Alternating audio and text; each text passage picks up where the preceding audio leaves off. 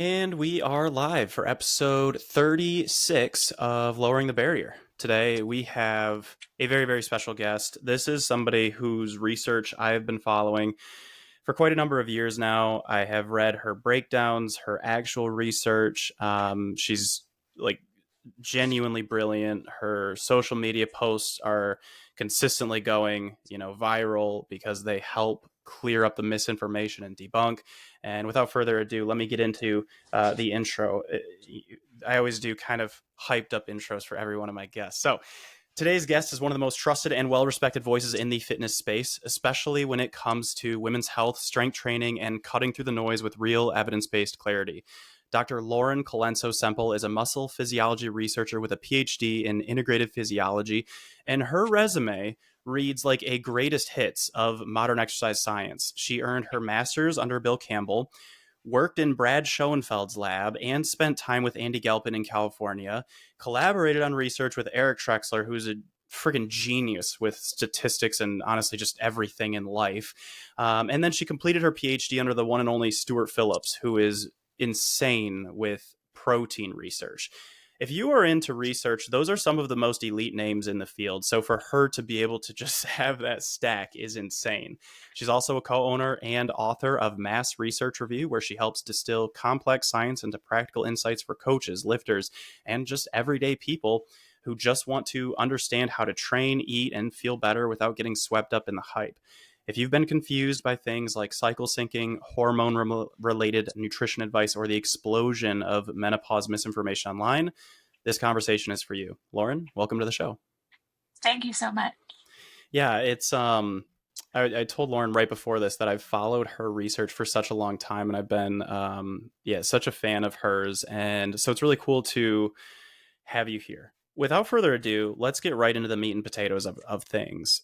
Cycle syncing. This is something that it's really started to, it seems like, explode. A lot of people have this idea that women need to sync their workout programs toward their menstrual cycle, and the research doesn't support that. So with that context, and you are the research on that, so with that context, what would you say are some of the more useful takeaways when it comes to training across the menstrual cycle, and where do you think this cycle syncing trend goes wrong?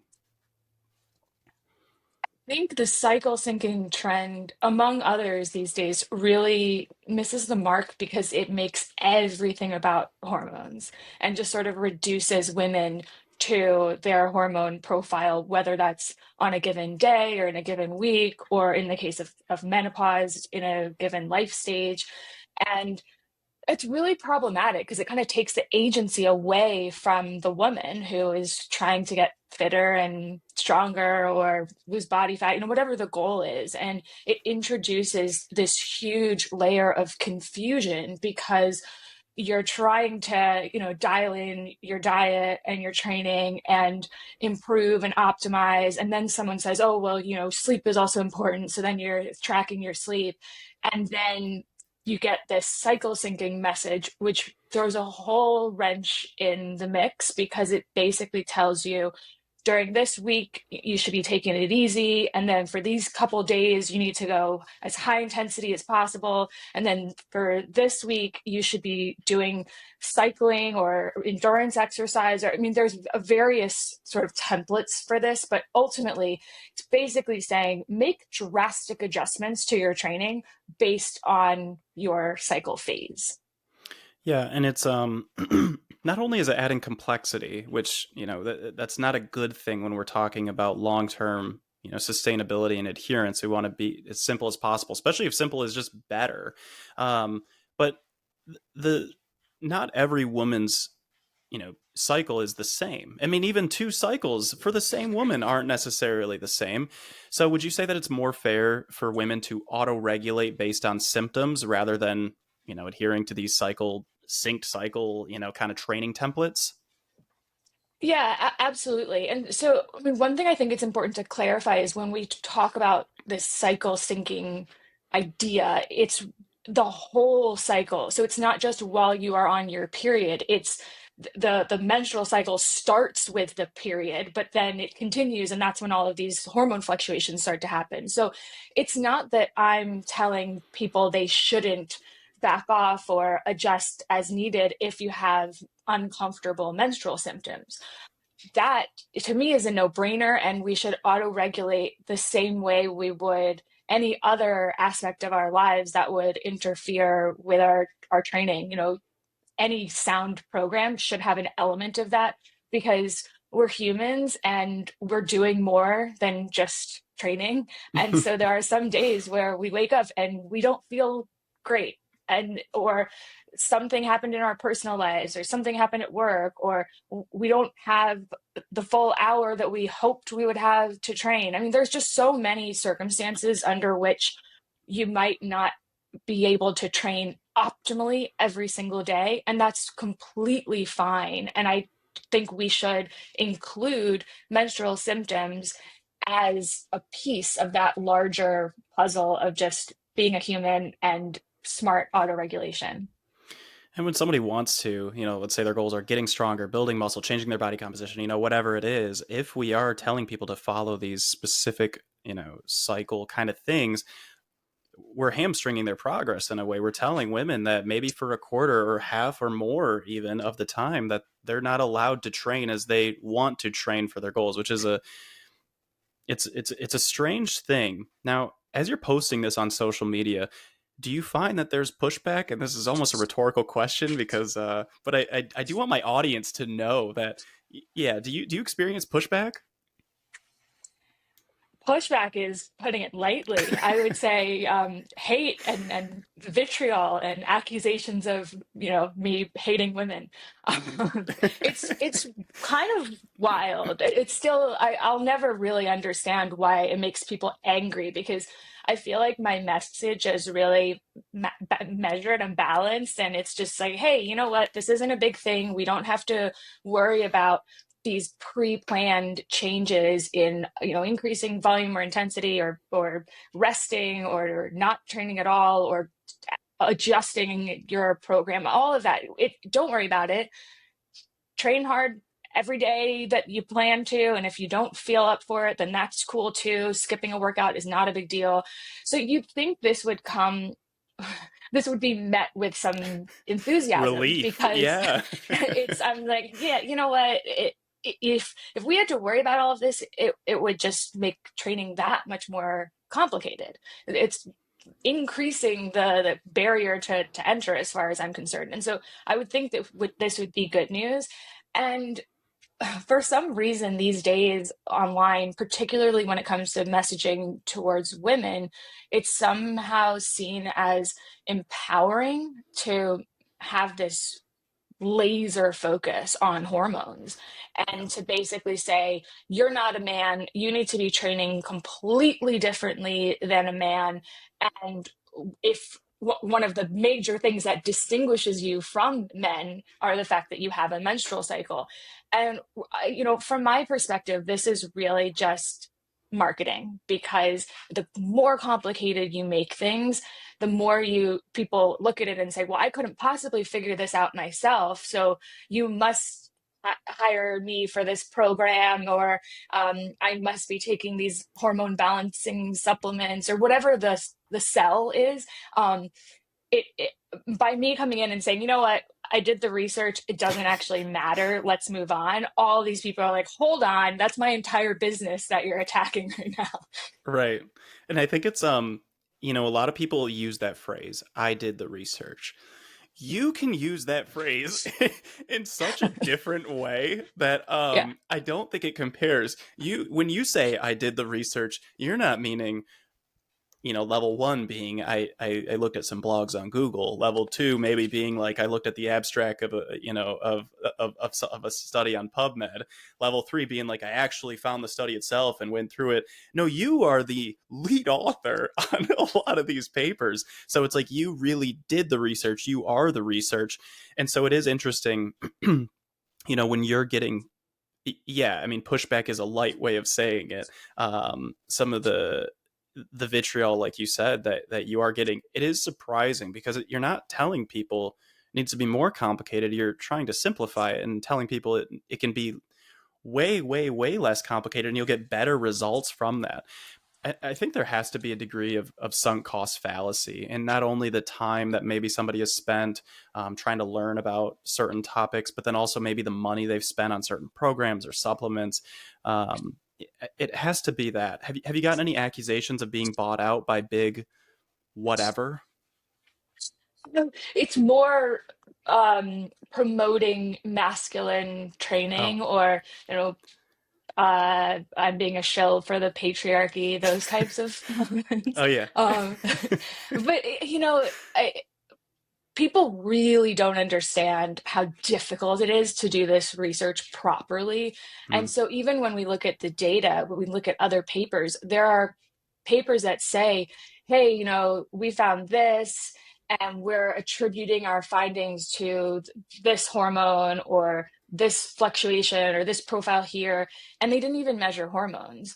And they made Mm, all these assumptions about cycle length or phase timing and hormone levels. And having actually measured tons of cycles, having tracked ovulation in tons of women, having measured blood hormones in tons of women, it is so, so, so much more complicated than any of these programs or messages online would have you believe. They really, and so to that point, I think, how is me saying this is the reality of a menstrual cycle, and then the pushback is, no, you're wrong, we are all the same, yet the message underpinning everything you do is how different we are from men. And it's just, I got whiplash from being like, where is the there's no consistency in this thought process. And when we think about the training recommendations that matter, the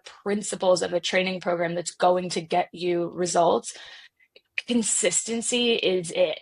yeah. If you're not doing the work consistently, then you're not going to maintain that habit from just a behavior change perspective. And you're not going to be able to maximize the results you're getting physiologically, because we need repeat stimulus in order to adapt. You mentioned that there are obstacles in research that make it, difficult to study this kind of stuff. Could you speak on some of those obstacles? It's really difficult to study particular hormone profiles that are unpredictable. And Mm, so, if you're on a hormonal birth control, an oral contraceptive pill, for example, if you have an IUD, you have a very, very predictable, stable hormone profile. And that means I know I can schedule you like a couple weeks out, because I know for 3 weeks your hormones look like this, and then you're going to be off the pill for a week, and then maybe there would be a little bit of change, and then we're back. So it's very, very stable and predictable. When it comes to the menstrual cycle, it's less so, because people could have a cycle as short as 21 days, maybe a cycle as long as 37 days. And those are all considered normal length cycles. It's really just about what's normal for you. And mm. so then when we look at the timing of these fluctuations in estrogen and progesterone and luteinizing hormone, the time point at which those go up and down throughout that cycle, whether it's a shorter cycle or a longer cycle, is again not predictable. And that's why we have to measure it. And this means you need to do a lot of tracking and measurements before you can even go in and do any kind of intervention during that hormone profile. And the same goes for anything menopause related, because in the menopause transition, women will experience these really dramatic fluctuations in hormones that could take place for a couple of weeks, for a couple of months. Again, totally unpredictable. And so everyone says, hey, we need more research in menopause and training. And that's true. I fully agree. But it's really important to understand that it's really, really tough as a scientist to say, okay, well, in a study, we want to try to get people who are as similar as possible, so that when we report that group average, we know that we're reducing the variability as much as we possibly can. And it's very, very difficult when you have women who are in this life stage where nothing is predictable. So one of the things that you've said earlier in this call, and well, let me rephrase. The message that women need different training has become like a marketing angle. I mean, that's really the crux of it. It because from a physiological standpoint, muscle growth and strength, like those principles apply whether you're a man or a woman. It doesn't really matter too much, but preferences are always going to play a goal or play a role, and context matters, of course. And like you said, adherence, sustainability, consistency. If that's not there, everything else, throw it out the window. So what's your take on how we should approach training for women, especially when the industry seems to bounce between overgeneralizing and maybe some overcorrecting? I think the more we learn about sex differences, or the more we repeat studies that were originally done in men in a female population, the more and more we see the same results, which Mm-hmm. is great. It does mean that, a decade ago, 15 years ago, it was true that there were drastically more studies in young men than there were in women. And so the push to replicate that and to do more work in women, I think, is a good one. But it's also important that the more data comes out showing, hey, you know what? Maybe there aren't these huge sex based differences that we might have hypothesized could have been there. And again, I think that's good news because it means that these training principles apply regardless of biological sex. And we don't need to approach those relationships differently with coach and client. For example, you have a client who comes to you, and your first set of questions is going to be, hey, what's your training background? How much experience do you have? Um, what are your goals? What's your availability? Um, what do you think is going to be a program that will be sustainable for you based on that availability? And what are your preferences? Are there any exercises that you absolutely hate or that are just really uncomfortable for you to do? What access to equipment do you have? I mean, all of those are going to come before you say, oh, wait, hold on, you're a woman? Never mind, scratch all those questions. Yeah, throw it out the window. We're going to be doing hip thrusts, and we got to do it on a specific day of the week. Let me know when your cycle is. Right. Yeah, yeah, no, yeah. I think it's a bit frustrating sometimes as a man. Sometimes I feel I have to apologize for being a man to women because I won't have experience with menopause. I don't have experience with period cycles, but that doesn't mean that things have to be so different, in terms of training programs. And, it should be pretty similar, obviously, contextual toward goals and time and, availability, things like that. So I'm really glad that, you have been consistently clearing that up, especially on the social media space, especially when there is the amount of unnecessary controversy, if we're being honest, completely unnecessary. The other day I posted a thing about how basically the crux of it was planks aren't ideal for growing your abs. I didn't think that was that controversial of a statement to say that isometrics are not as efficient as a dynamic movement. I was very wrong about that. And it's just interesting what people can get really kind of intense about. So, next, I'd like to talk about menopause. A lot of my listeners, I'd probably say 70-80% of them are probably are middle-aged women. So menopause, perimenopause is something that is important to them. Unfortunately, on that end, the menopause space is starting to seem like the where the gut health space was a few years ago, where there's like this gold rush of influencers and have truths and mechanisms being picked out and highly marketable solutions. So, what's your take on the rise of this menopause misinformation, and what would you like to see in terms of change in how we talk about this phase of life? It's really unfortunate because it's true that we don't completely understand everything about the menopause transition when it comes to body composition, when it comes to muscle and bone, and there is more that we need to uncover. But it's also true that when we look at changes needed to facilitate adaptations, we aren't changing the script on how you should diet or exercise. The rules that applied pre-menopause are going to apply peri and post-menopause. I think what's happening is you have a large, pretty vulnerable population because they're like, I don't know what's going on. Things feel different. This is a really confusing phase of life, and I'm desperate for solutions.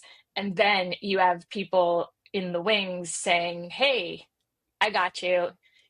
Here's the one thing that you have to be doing. But then that one thing changes all the time depending on who is marketing to you. Mm-hmm. And none of those are saying, you know what, it's consistent exercise and a nutritious diet with adequate protein and fiber, and let's make sure that we're prioritizing good sleep to the extent that we can.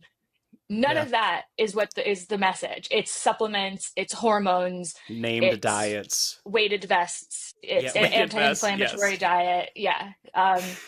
So that's what I see happening. But I agree. It honestly, it seems worse than ever. Yeah, If it's that's been the last few years. It's been. I mean, I swear, it's even like the last 2 or 3 years. It's gotten, at least for me. I don't know. Maybe I just wasn't paying enough attention. But now I walk through. I mean, I think like a year and a half ago, I walked through a grocery store and I saw a very prominent doctor. I mean, we both know who I'm talking about. A very prominent doctor on promoting a named diet, and I don't know if you're like allowed to like name people or not. If it's like, I don't know, but anyway, we both know who I'm talking about. And I saw her on a magazine promoting this diet, and I was looking at this magazine like, what the heck? So I'm in the aisle and flipping through it. It's like this is crazy. This doesn't align with the evidence at all. And so I posted that on my Instagram story. Holy moly, I did not realize the number of fans that this woman had. I mean, millions of fans. And I was pretty shocked. And I got some not so nice messages, related to that.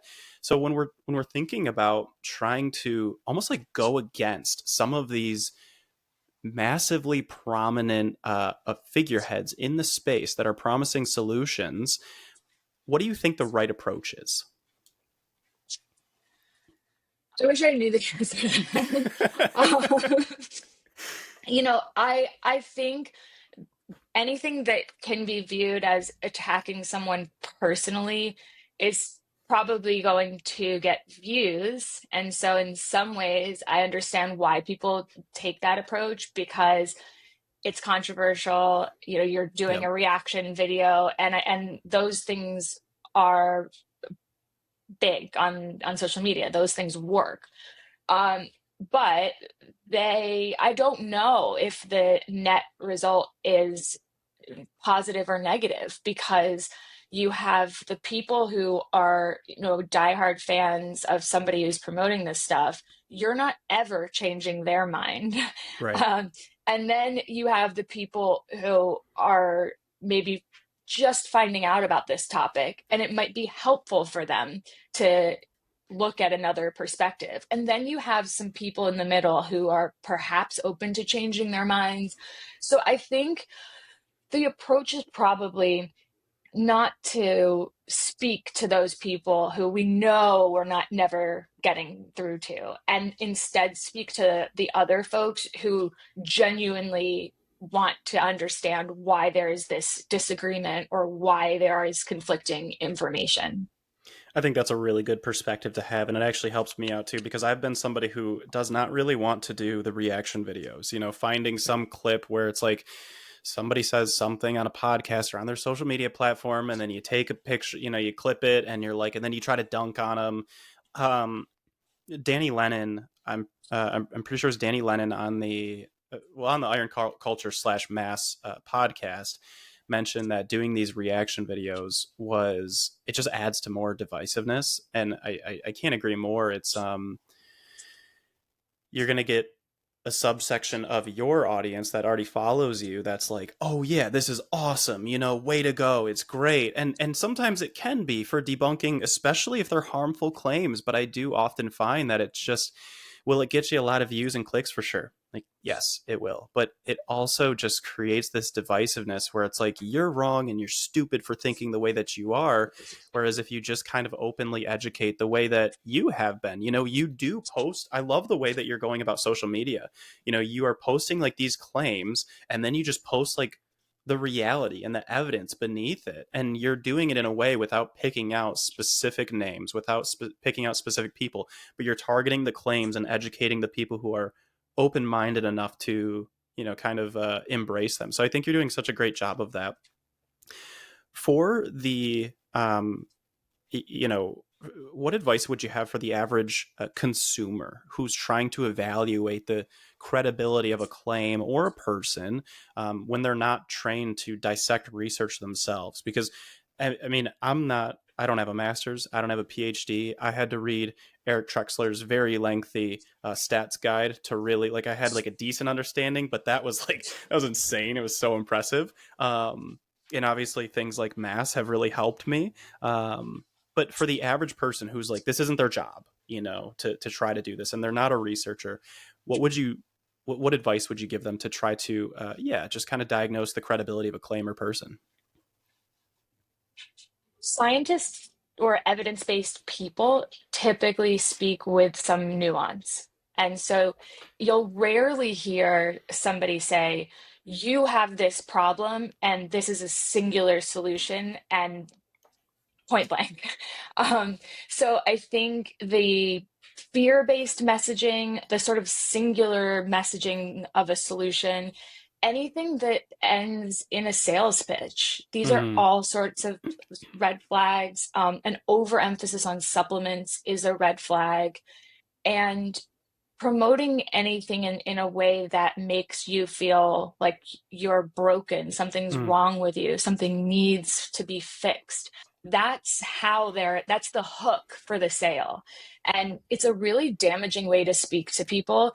The same thing with telling people, everything you knew was wrong. And let's go through all the claims that, you were wrong.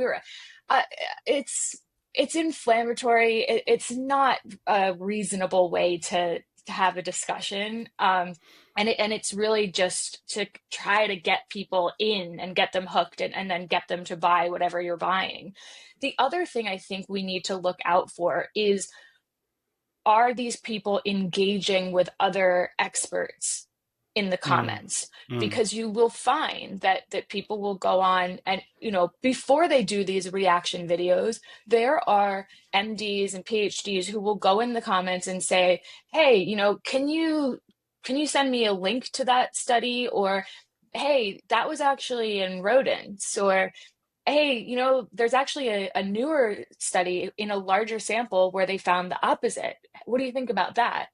And if this person cares about being truly evidence-based and science-based, they will respond and say, I thanks for letting me know, or I'm actually aware of that, but for XYZ reason, this is my interpretation, or this is my recommendation. And if those types of comments are ignored, or at worst, they actually block those people, then we get Have you been to a blocked? point. I have been blocked, and there are others who are much more outspoken in the menopause community. Jen Gunter, Jen for Gunter. example, Yep, I people got her are book right blocking on. her Yeah. left and right, Yeah. Are you do you for know saying, "Hey, what this isn't supportive of the evidence," and people block her. that's tough. Yeah. Her and Amanda Thebe, I think, are really great for menopause information. I had Amanda Thebe on the podcast a few months ago, and even have a signed copy of her book. I was so excited. Um, with you being on social media, I think it's awesome that researchers like yourself are getting on social media and sharing some of the evidence. What's the goal for you and other? Well, I guess you shouldn't probably, maybe it's tough to speak on other researchers' goals necessarily, but what's your goal with social media posting? I wasn't active on social media for a pretty long time. I was sort Mm. of resistant to being active on social media, if I'm being honest, because I knew there was some problematic folks on there, and I didn't want the stress of it. But the more I am on social media, the more I've realized these voices are so necessary at a time and in a space where you have fear, confusion, complexity, and we need to push back against that, because it's one thing to do the science, but what are we doing it for? We have to communicate it, and we have to communicate it appropriately in a way that it reaches people, that impacts people. That's why we're doing, human physiology research. And I think, unfortunately, there's often this divide where you just have scientists talking to scientists, and then you end up in this sort of intellectual bubble where the messaging that matters isn't getting uh, spread. And the problem with that is you have other people online who are just throwing out those PubMed IDs and saying, here's what the science says, and therefore this is my recommendation, or this is the takeaway. And they're really inappropriately using those references because they are looking at a particular mechanism, or it's a review, or it's not really support for that. And the problem with navigating that is most people just see, well, there's a reference there, so this must be true. And so I think, as scientists, we need to explain the process of science to people so they aren't as frustrated, so they understand that science evolves and it's supposed to, Yeah. the science is supposed to build on the science that came before it. And if we change our mind about something, it's because we got a ton more data, and Hmm. so that's good. And I think it's viewed as, oh, who can trust scientists Yeah, anyway, they're scientists are always always changing. flip-flopping. Yeah. Yeah. Yeah, I've heard it a lot. It's really interesting. A new rodent study will come out, or for example, recently the study where they didn't report the primary outcome, but maybe they did, but maybe one of the authors didn't, approve it, and then there was this back and forth of, yeah, that whole thing I mean, it's crazy. It's tough, but one thing that I think you do, like I said, you've done a really good job of, is turning these complex topics into, more simplified. You make it so that you're kind of cutting through the noise in a very straightforward way when you post on social media. And I don't think that's easy, in a space where the more dramatic messaging typically wins. But based, not to get into the social media metrics or anything, but based on your engagement, which is insane for, being relatively ish new to posting consistently on social media, you are getting that crazy engagement, which I'm, so happy to see for a researcher like yourself. So what have you learned about communicating nuance without necessarily losing the clarity? It's hard, but I think there's a difference between finding something interesting from a scientific perspective and then saying, okay, well, as a fitness professional, or as somebody interested in my own fitness goals, what do I take from that is really important? And in some cases it's actually nothing. That science wasn't designed to give you any sort of practical recommendation. That study was designed to generate hypotheses that need to be tested in another study by a totally different research group, and maybe down the road there will be a time where we can kind of glean something practical from that. So I think it's really important to distinguish between the science that is intended to guide our recommendations and the science that is intended to move the field forward in Mm, one way or another. And rodent models are a really good example of that, because so much hypothesis generating work will start from a cell culture model or a yes. rodent model. And you can do things in these tightly controlled models that you can't do with people. And so they're important for trying to figure out a mechanism, or can we delete a gene or overexpress a gene? And what can we hypothesize from that? But it's very problematic to assume that the findings from this tightly controlled, simple model are going to translate to humans. Humans are very different. We're more complex beings, and our systems are dynamic. So when we change one thing, a whole lot of other things change as well. And so it's very rare that we can point to one mechanism and say, if this, then that. And that actually works out when we look at it in humans. So that would be another kind of like yellow or bordering on red flag, for kind of like looking at a person who is referencing research. If a general population consumer wants to go look up the PMID that's linked, and if they see like we took rats, it's a rodent study. I mean, that's immediately like, okay, let's not put a whole ton of stock. If somebody's saying buy my supplement, immediately referencing a rodent study, probably don't buy that supplement. It's probably not your best bet there.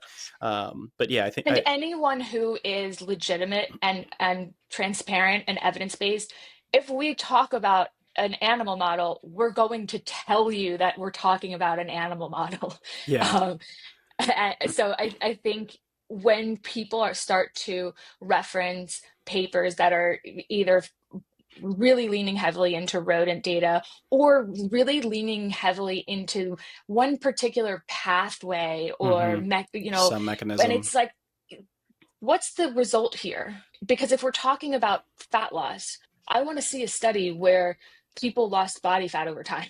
Yeah. If that didn't happen, then that's not an appropriate reference. Yeah. Because otherwise we're looking at this short term, fuel utilization, or we're looking at one pathway that could influence fat oxidation. No, no, no. Those are interesting, but those are hypothesis generators for the study where they take a group of people and they lose fat over time. And so if we don't see it laid out in that way, we're not ready to make those recommendations or change our recommendations. We have to see it in a kind of real world setting in order for it to be relevant. Yeah. No, I totally agree. One of the one of the upcoming podcasts that I have scheduled, not yet recorded, is with a food scientist and PhD from PepsiCo. And obviously it'll be a really cool conversation, especially kind of like getting into the weeds and debunking that all processed food is bad for you and that big food is trying to keep you sick, like those kinds of things. I'm really excited to talk about.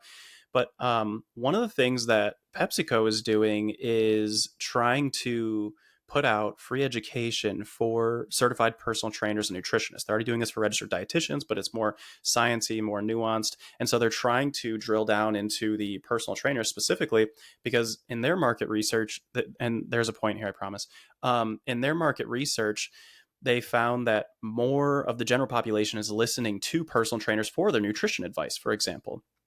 And so, um, what do you think?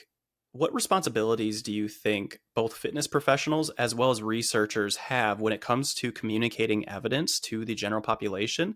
And what should that almost like funnel of information kind of look like? Drilling it down from the high level researcher to the fitness professional or maybe science communicator all the way down to the general population. What would you say is the line between educating and oversimplifying? Trying to get too much into the weeds versus oversimplifying a message. I think it depends on the audience because you want to give them a message that is useful for them. And so I think when it comes to the consumer, then maybe they don't need any more than the simple message, do this Mm. and not that. I think when it comes to a personal trainer or a coach, they will have some clients that push back and say, "Well, I heard this," or "Why are you suggesting that?" And so I think having a bit more of the context is important so that you're giving them the tools they need to be a good kind of second line teacher. But if there's too much information there, you can end up in a place where somebody is trying to explain something they don't actually understand. Mm. So I think we need to be mindful of how we're putting it in context and giving the information in a way that is useful and clear. And if the end result is that person becomes a communicator of what I communicated, then obviously we can get to a problematic area if they didn't really understand, and now we're just kind of playing telephone. So it's almost like staying within the scope of your current knowledge. I think that's right. And some of that is going to depend on the person's interests and you said you read Trex's stats guide. That's not for everybody. No, no. That's not for the faint of heart, you know. No. Um, but so that tells me that you are really interested in kind of being able to understand research more and the nuances and critiques. So that puts you in a category where if I'm going to have a conversation with you about something, we might go a bit deeper, and I'd say, well, in this paper, the reason that I might not consider it on the same playing field as some of these other papers, when we look at this methodology, when we look at this the way they did this analysis, when we think about how long it really takes to see bone adaptations, whatever the thing is, that would be a conversation worth having because you really care about those nuances and critiques. But for somebody else, perhaps I've lost them the second Yeah, glassy eyed. I You start talking about critiques and methodologies. It's like, just yeah, tell me a right, yes or no. right. Yeah. But I think one example that does kind of resonate with people is to say, sometimes what we see is when people exercise, they're burning more fat as fuel. And that doesn't mean you're going to lose more body fat over time if you do that exercise. Because, we're kind of we adjust for the rest of the day, and so we can't look at that window and then I think that's the kind of message that gives a little bit more context but isn't overwhelming. Yeah, I always use I often use a hybrid car as an example for that. Like we can look at the total energy that a car has, let's say 100% energy, and then we have some from gas, some from electricity. And, we're going to be pulling from one sometimes, we're going to be pulling from the other sometimes. But when we look at the total amount of energy in the car, it's like, that's what's really changing things. It doesn't really matter which one we use more or less of at certain times. So That's yeah, a great example. I love that. thank you. While prepping for this podcast, do you mind if we talk about your background a little bit? Because I'm very interested in how you got into the research side of things. Because I was Yeah. going into, as I was doing prep for this, there were a few interesting pieces of experience that stuck out. So first, you worked in business development and a marketing contractor for NBC. So what took you originally from the business world into the fitness world? I really didn't like my job.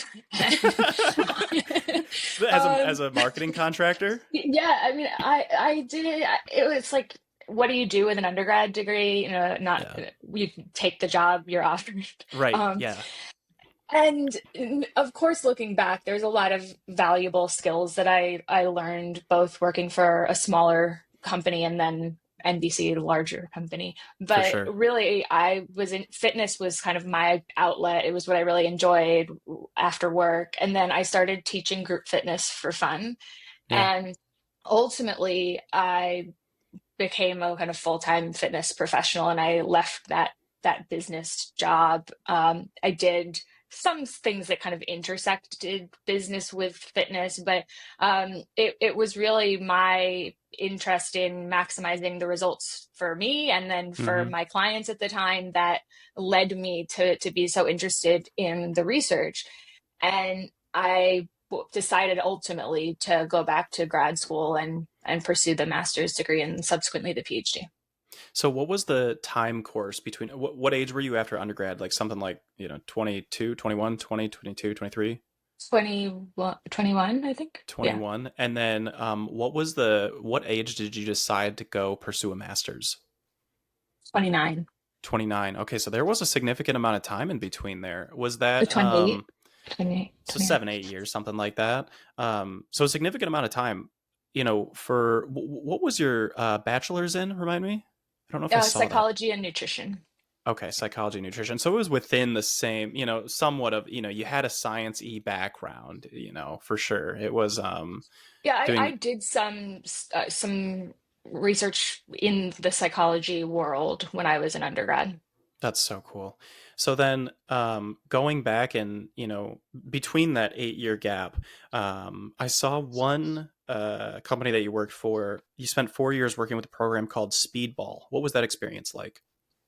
That was a group fitness sort of program that was interested in creating online education, both in person and virtually for trainers to learn their group fitness method. So Mm, there are, Body Pump does this, Zumba does this, the kind of popular group fitness programs. So that was a blend of some of my business development experience kind of with the fitness side of things, and I did that while I was building my own personal your own like training. client, yeah. Because then I saw you spent Yeah. 5 years as a strength and conditioning um, coach. So yeah, very interesting background. And then, I mean, like I said at the beginning of the episode, the people that you've worked with are some of the greatest in the field. Was that by chance or was that like something that you selected? I'm unfamiliar with the master's PhD kind of process. While I was working full time in fitness in New York City, I'm from New York, so I was in New York City at the time, and Brad Schoenfeld is in New York City as well, and Right. so I became kind of familiar with him and his work. Realized that he was at Lehman College, wasn't very close, but it was close enough, and I emailed him probably for a year and a half before he ever got back to me, and I just said I want to come volunteer in Multiple your lab. times. I was persistent, not annoying, but persistent. Yeah, sure. And I volunteered in what to help out with Hmm. one of the studies that he was doing, and then because I wanted to understand what's it like to actually do this research. You can Yeah. read about it, but what is it like on the day to day? And then after that experience, I decided that I did want to pursue the master's, which was a big decision because I was leaving, a career that I had built for myself. But I just realized that, um, although I enjoyed being a fitness professional, I missed learning, and I missed that kind of ongoing. Like, I'm an intellectually curious person, Hmm. and so I wanted to really understand. Okay, we're seeing these things, but why? And so the idea um, of the mechanisms that underpin things, or why we see different responses to training between different people, why is that happening, what's really going on behind the scenes there. And so when I decided to go for look for a place to do the masters, I ended up choosing the University of South Florida and Bill Campbell because we had a couple of conversations, and he was really open to allowing me to study women, Hmm. and I and kind of lead the charge of the study design and what I really wanted to do there. And when you go to grad school, often your PI will have a kind of research agenda in place and then fit you in. And so you don't necessarily get to choose what you're studying. Sometimes you can, sometimes it's Mm. collaborative, but often it's not. So when it came to the choices I made about where to go and who to study under, it was a function of, did I connect with them as a potential mentor? And then was that setup going to allow me to do research that I was really interested in? Because if you're not interested, Don't don't do it. bother. Yeah, I It's hear that hard enough, even frequently. if you are interested in it. Yeah, I hear that frequently for people for a PhD. Only and again, I don't I've never went down that route, but so correct me if I'm wrong, but only do it if you have an absolute burning curiosity for to answer a specific question in the back of your mind. I don't remember who that was. Maybe that might have been Trex. I'm not sure, but speaking for some of the younger audience, the people who are maybe late teens, early 20s, mid 20s, even. Um, you said that the you have an intellectual curiosity. Is that the key thing that you think should drive somebody toward pursuing a master's or and then beyond that maybe even a PhD program? Sorry if you can hear my dogs, but would that be the key thing that you recommend for somebody to pursue those programs? I think there's that, and then there's also, what is this degree doing for me? Mm, Because spending all that time in school is a sacrifice. You're sacrificing other opportunities. You're sacrificing the ability to make money potentially. And you might be moving somewhere that you wouldn't have otherwise chosen to live. I mean, there's a lot that goes into it. So, sometimes I see people stay for grad school just because they don't know what they want to do. And I think that is yeah. the worst reason to get another degree. I would get it. I would get a job. I would get real world experience, because then what if and when you decide to go back, you're doing it because you really want to, and you're going to get that much more out of it because you've had those other experiences. If you just stay in school because it's easier to do that than to kind of go out and get some work experience and then figure out what it is that you really want to do, I find people often end up going down the path that they're no longer interested in, but feeling like they have to because Mm, they kind of committed to this academic path. So I think, yes, being an intellectually curious person, being genuinely interested in the science is important, but it's also, hey, at the end of this, do I have this degree because it's a prerequisite for the job that I think that I want? Um, and if not, you need to have a compelling reason to do it, because often you go through it and then you thought you wanted a job and then you end up realizing, actually, I don't want that anymore. So you just be mindful of that possibility as well.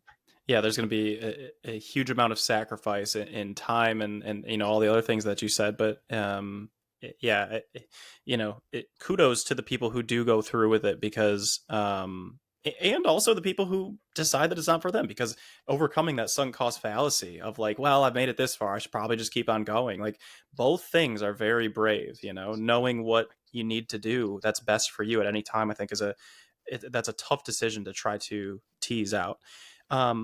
What would your dream research be? And feel free to get absolutely fanatical here in terms of like the forget the ethics board, forget anything. What would be your dream research, either to conduct or just read? Like, I don't want any part of this, maybe.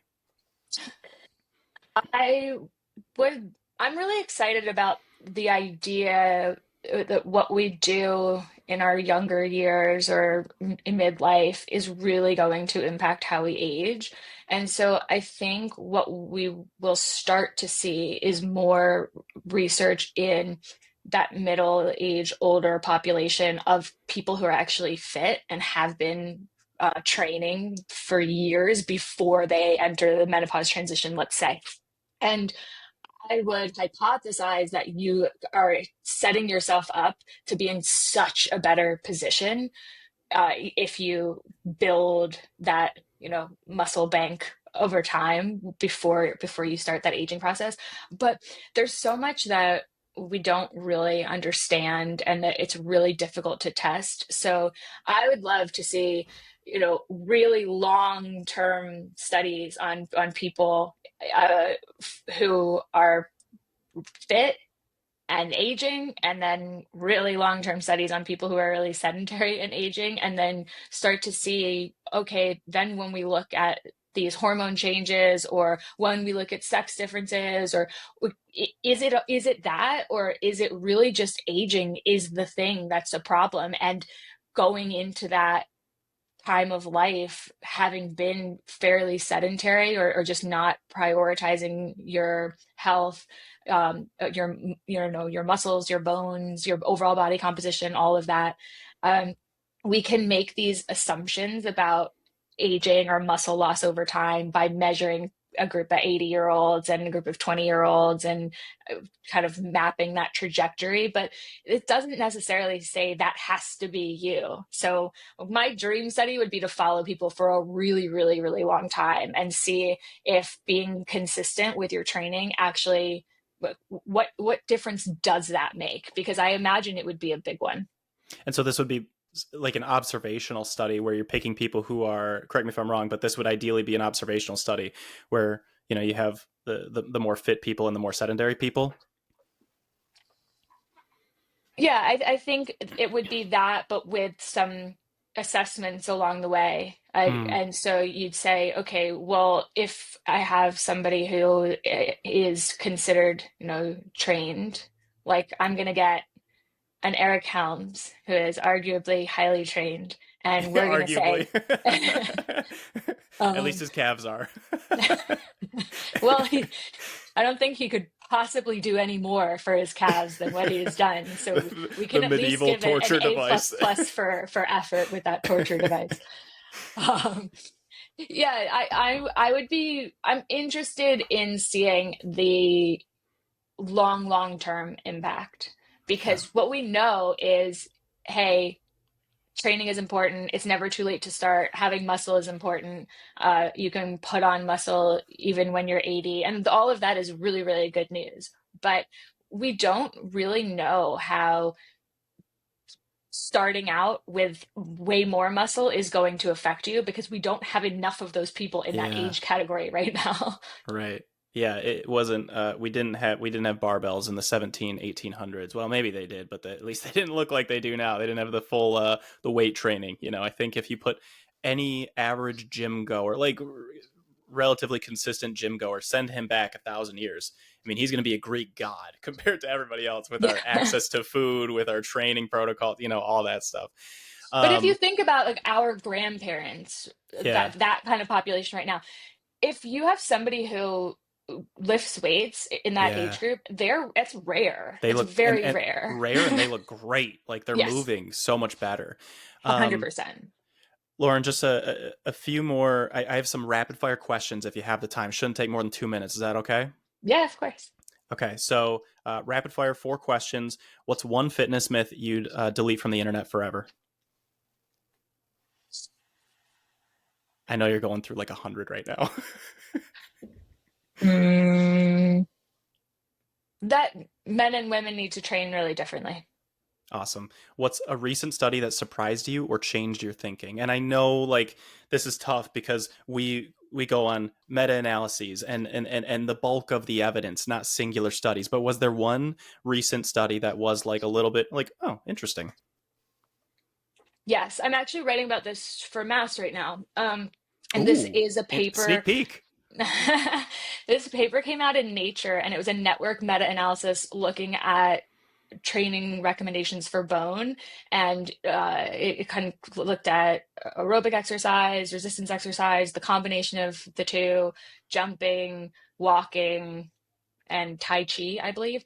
Um, and it really diving into that, my take home was, it seems like if you're physically active, then you're good. The And we modality don't, doesn't matter as I much. don't think so. And Wow. going into that, I thought, well, the like jumping makes sense, or the fact that we Sure, would the do high impact. impact Yeah, makes sense. sure. But it really, well, first, it seems like if you're it's about kind of maintaining what you have, you're not actually Yeah, building any more bone. And right. then also, there are many ways to achieve that maintenance or kind of slow the rate of loss. And so I think that is good news, because it means we don't need to be doing this sort of extra training for bone, and we Right. can just focus on what we're doing for our muscle health and cardiovascular health. It's interesting. The more that comes out, I swear it's just like leads back to simplicity, leads back Yeah. into the meat and potatoes of things. Back before I was doing what I'm doing now, coaching people and stuff, back in like 2016, 2017, I was doing medical device sales for a pretty big pharmaceutical company, or I should say medical device company. And so bone growth was of note for me. So anytime I'm hearing about bone growth, it's like I'm very excited. So I'm really excited to hear or to read what you put out on that. I mean, it's literally like when you throw it out 2 days early, I'm excited. That's like Christmas for me. Like I'm very very excited every time. Two more questions. What's one underrated strength training principle you wish more women knew about? Flexibility. I Hmm. think the fact that, hey, you can use machines, you can use free weights, you can do Yeah. high, moderate, low reps, or a combination of the above. um, that's what makes resistance training fun. Is there's no must do exercise, there's Yeah. no must do rep range, and that also means we can kind of keep it fresh because we can change some of those variables as long as we're still progressing. So I Yeah. think that principle is really missed when you see a lot of the messaging that's out there. When I work with both men and women, reps in reserve is such a foreign concept. They think that it's like some concept that I made up. That it's like this is Alex Teamy's training protocols. It's like no, this is like a tried and true thing. Like reps in reserve, RPE scale. Like these are established principles. But it's interesting how many. I mean, I'd say of the couple thousand people I've worked with at this point, I would say that I mean 10 or 15 of them have been familiar with RIR or RP, and honestly that's usually just the power lifters.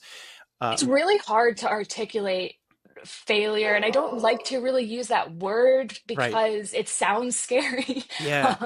And so I've been struggling with that recently because I like to say, sufficiently challenging, or Oh, that's smart. uh, if you do 10 and you couldn't possibly do 11, then that's where we're. But it's tough because I think that concept of what is hard enough is also kind of misunderstood. In one of my group programs, I have this like presentation that I do, and in one part, I show them a picture of my face when I'm training to zero RIR, and I ask them. I don't tell them it's zero RIR. It's the ugliest face, and I ask them like what I do an explanation of RIR. I have like a video kind of showing it, and then I ask them like based on this face, what RIR do you think it is? And I have them type it, and that's actually usually pretty dang good. And then I explain to them like, hey, hate to be graphic here, but gun to your head at the end of a set, if somebody says, "Can you do another?" and you can, that was not zero RIR. And Yeah. so I like the sufficiently challenged a little bit more. It's a little bit of a less intimidating way than saying gun to your head. Last question for me, Lauren. If someone is confused, if somebody listening to this podcast right now is confused by all the conflicting advice online, what's the first thing that you'd want them to focus on? Simplicity, because we know that the basics really, really work. Yeah. So if you see anything that is overly confusing and is difficult to understand, then ignore that for now because the basics are pretty easy to understand. We want you to lift weights to get stronger and gain muscle. We don't need to be in a calorie deficit if we want to lose some body fat. And so these kind of basic principles are going to move the needle 95% of the way there. And so that's where we start. And then once we're comfortable, we can go down the nuanced rabbit holes of should I take a supplement, or is this exercise better than that exercise? All those other kind of later on pieces of the puzzle. Yeah, those small efficiencies are such a small needle mover when it comes to just like find exercise you enjoy, do it consistently, do it for a long time, try to sleep well, try to manage your stress, try to eat a nutritious diet, that meets your energy needs, those kinds of core principles. And if you're So not doing those, then none of don't these take other supplements. things like like, yeah, don't worry about a weighted vest if you're not exercising. no. Yeah, that's been a hot topic, weighted vest lately. Lauren, this has been phenomenal. Thank you so much for your time. I'm so, like I said before this started, I've just been such a fan of your work for so long. So getting this opportunity to talk with you is literally a dream come true for me, and I really couldn't genuinely be more grateful. Um, Go ahead and plug your social media and mass research review and anything else that you're working on. Thank you so much for having me on. It was really fun to chat with you. And your listeners can find me on Instagram, Dr. Lauren CS1. Check out Mass Research Review if you're interested in a kind of deeper dive translation from the research to the practical application. And Front Page Fitness is a podcast I do with Eric Trexler, and we kind of keep it light and fun, and we go through some silly fitness headlines, but we give you some good information along the way. My wife and I have listened to, you have 4 episodes out on Front Page Fitness right now, and we were just the other day driving around a little bit, and she said this is the only your podcast, Front Page Fitness, was the only podcast in the fitness and nutrition world that she looks forward to listening to. So I mean, I really do think you guys have done such a good job of like picking headlines, keeping it educational, but also keeping it light and fun, like you said. So, and all those links will be posted in the show notes of or the description of this episode. So yeah, go follow Dr. Lauren and check out Mass. I mean, it gets my highest recommendation. It's phenomenal, both for coaches, but also general lifters, but also general population too. I mean, it's absolutely mind boggling the amount of information they have there. And yeah, Lauren, thank you so much. Thank you for your time, and take care, everybody.